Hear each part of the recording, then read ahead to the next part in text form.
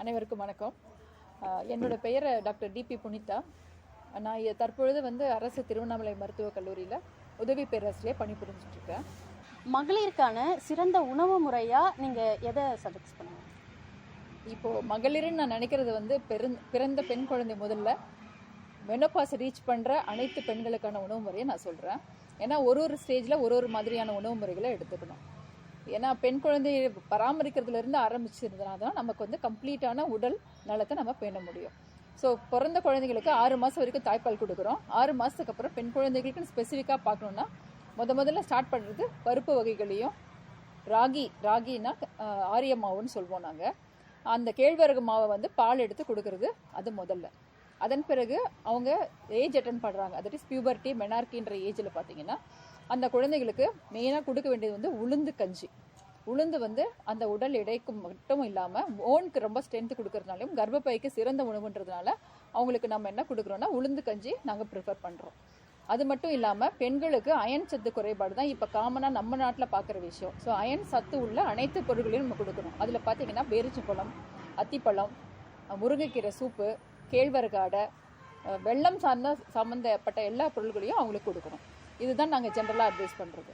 Once அவங்க pregnant ஆகிட்டாங்க, அவங்களுடைய ஏஜ் முடிஞ்சு அடுத்த ப்ரெக்னென்சி ஸ்டேஜ் வரும் பொழுது அந்த ப்ரெக்னென்சி டைமில் அயன் சத்து மாவும் நம்ம அது சத்து மாவு தனியாக கவர்மெண்ட்லேருந்து கொடுக்குறாங்க. அது இல்லாமல் அயன் சத்தும் கால்சியம் சத்தும் ரெகுலராக கொடுக்கணும். இதில் அயன் சத்து நான் ஆல்ரெடி சொன்ன உணவுகளுக்கு மேலே நாங்கள் பெண்களுக்கு கொடுக்க வேண்டியது பாசிப்பருப்பு பாயசம் காமனாக நான் அட்வைஸ் பண்ணுறது. உளுத்தங்கஞ்சும் டெய்லி ரெகுலராக குடிக்க சொல்வேன். மதியத்தில் 2 காய் இருக்கணும், இல்லை ஒரு காய் ஒரு கீரை இருக்கணும். நைட்டு படுக்கும் போது பழ வகைகள் எடுத்துக்கணும். முடிஞ்ச வரைக்கும் ஈவினிங் சாப்பிட்ற ஃபுட்டை குறைச்சிக்கணும். இப்போ காமனாக நீங்கள் பார்த்தீங்கன்னா பெண்களுக்கு இப்போ இருக்கிறது எல்லாம் ஒபிசிட்டி தான். எல்லா பெண்களுமே அவங்களுக்கு வயதுக்கு மீறின உடல் எடை அதிகமாக இருக்குது. அதுக்கு காரணம் நம்ம சாப்பிட்ற உணவு முறைகள் தானே தவிர அது மட்டும் இல்லை, உடற்பயிற்சி யாருமே இப்போ பண்ணுறது கிடையாது. ஸோ உணவு முறைகளில் பார்த்தீங்கன்னா இப்போ காலையில் ஃபுட்டு நான் என்ன சாப்பிட்றேனோ அதை சொல்லிடுறேன். அப்போ தான் உங்களுக்கு எல்லாம் நல்லா புரியும். ஏன்னா நான் ஃபாலோ பண்ணுறதை எப்பவுமே எல்லாருக்குமே அட்வைஸ் பண்ணுவேன். காலையில் எழுந்த உடனே நான் குடிக்கிறது பால், டீ, காஃபி நான் குடிக்கிறது கிடையாது. ரெண்டாவது பார்த்தீங்கன்னா காலையில் உணவாக முளைக்கட்டின பயிரையும் நட்ஸு, ட்ரை ஃப்ரூட்ஸ் கொஞ்சமும், ஒரு டீ. அந்த டீயில் பார்த்தீங்கன்னா செம்பருத்தி டீ கர்ப்பப்பைக்கு ரொம்ப நல்லது.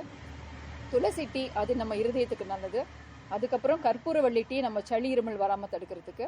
அதுக்கப்புறம் ஹெர்பல் டீஸ் லைக் நம்ம கொத்தமல்லி டீ, புதினா டீ, இதெல்லாம் நிறைய அயன் சத்து உள்ளது. இதில் ஏதாவது ஒரு டீ வெல்லம் போட்டு குடிச்சிட்டோம்னா காலையில் நமக்கு சிறந்த உணவாக இருக்கும். அதன் பிறகு 11 மணிக்கு ஒரு பழத்தை எடுத்துக்கலாம். இட்லி தோசை உணவே கிடையாது மார்னிங். 11 மணிக்கு ஒரு பழம்.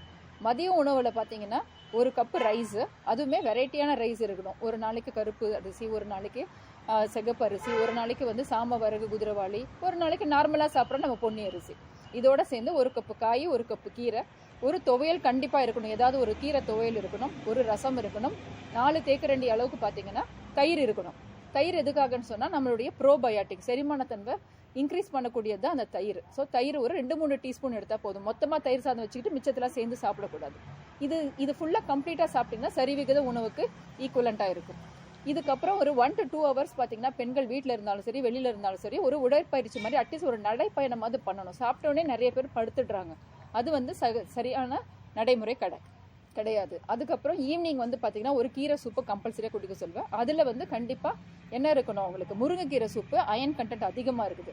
இல்லையா வெஜிடபிள் சூப்பு, இல்லை நான் வெஜிடேரியன் டயட் ஃபீல் பண்ணுறாங்கன்னா அவங்க ஈரல் சௌரட்டி சூப்பு சாப்பிட்லாம். அதில் நிறைய அயன் கண்டென்ட் இருக்குது. ஸோ இதை ஈவினிங்கில் எடுத்துக்கலாம். அதுக்கப்புறம் அவங்க சுண்டல் ப்ரோட்டீன்ஸ் தான் குழந்தைகளுக்கும் சரி பெண்களுக்கும் சரி ப்ரோட்டீன்ஸ் புரத உணவு. இப்போ நம்ம சாப்பிட்ற இட்லி, தோசை, அரிசி சாப்பாடு எல்லாத்துலேயுமே கார்போஹைட்ரேட் மட்டும் தான் இருக்குது. சரிவிகித உணவுன்னு சொல்கிறது கார்போஹைட்ரேட்டு, ப்ரோட்டீனு, அதுக்கப்புறம் ஃபேட்டு, மினரல்ஸு, விட்டமின்ஸ், இது 5ம் கலந்தது தான் சரிவிகித உணவு. இதில் பார்த்தீங்கன்னா 3/4 நம்ம இப்போ எடுக்கிறதெல்லாம் கார்போஹைட்ரேட் டயட். ஆனால் நமக்கு தேவைப்படுறது புரதச்சத்து, அதாவது புரோட்டீன்ற உணவுகள் தான் அதிகமாக தேவைப்படுது. இந்த புரோட்டீன் நமக்கு பல்சஸ், அதாவது பருப்பு வகைகளில் நிறைய கிடைக்குது. அதில் ஈவினிங்காக நம்ம சாப்பிட்றது சுண்டல் ஐட்டமாக நிறைய எடுத்துக்கலாம். அதுக்கப்புறம் 7:30க்கோட நம்ம டின்னரை முடிச்சுக்கணும். அந்த டின்னரில் ஒரு சப்பாத்தி கூட ஒரு காய்கறிகள் மட்டும் எடுத்து சாப்பிட்டா போதும். 3 வேளையும் அரிசியை தவிர்த்துட்டு ஒரு வேளை கோதுமையும் ஒரு வேளை ராகி கேழ்வரகையும் மதிய உணவில் மட்டும் அரிசியை பயன்படுத்தினா போதும். 7:30 மணிக்கு மேலே சமைத்த உணவை சாப்பிடவே கூடாது. அது ரொம்ப கேடான விஷயம். அது எல்லாமே ஸ்டோர் ஆகி நம்ம பாடியோட ஹீட்டை டெம்பரேச்சரை அதிகப்படுத்தி காலையில் எந்திரிக்கும் போது உடல் வலிகளும் உடல் சோர்வுகளும் ஏற்படுறதே நைட்டு லேட்டாக போய் சாப்பிட்றதுனால தான். தூங்க போகிறதுக்கு முன்னாடி என்ன பண்ணணும், தூங்க போகும்போது எனக்கு பசிக்குது சாப்பிட முடியலன்னு சொல்கிற பேஷண்ட்டுக்கோ இல்லை பெண்களுக்கோ நான் வந்து ஒரு பழச்சாறு சாப்பிட்டுட்டு குடிக்கிறது நல்லது. பழச்சாறில் ஸ்பெசிஃபிக்காக பார்த்தீங்கன்னா சிட்ரஸ் ஃப்ரூட்ஸ்னு சொல்லுவோம். அதாவது ஆரஞ்சு, மாதுளை, கிரேப்ஸு இல்லைனா லெமன், இதெல்லாம் சிட்ரஸ் ஃப்ரூட்ஸ். செரிமானத்தை அதிகப்படுத்துறதும் வைட்டமின் சி அதிகமாக உள்ள உணவுகள்ன்றதுனால இதை படுக்க போகும்போது சாப்பிட்டுட்டு படுத்தாங்கன்னா சாப்பிட்ட சாப்பாடும் செரிச்சிரும், அவங்களுக்கு வேணுன்ற அந்த வைட்டமின் சியும் ஈஸியாக கிடைக்கும். அது மட்டும் இல்லை, வைட்டமின் சி இந்த உணவுகள் அதிகமாக இருக்கிறதுனால சாப்பிட்டாங்கன்னா அதில் அயன் கண்டென்ட் அப்சர்வ் பண்ணுறதுக்கு ஹெல்ப் பண்ணுறது வைட்டமின் சி. அந்த வைட்டமின் சி இந்த உணவுகள் இருக்கும்போது நம்ம சாப்பிட்ற அயனும் நல்லா அப்சர்வ் ஆகிக்கும், நமக்கு வேணுன்ற அயனும் உணவுலேருந்து கிடைக்கும்.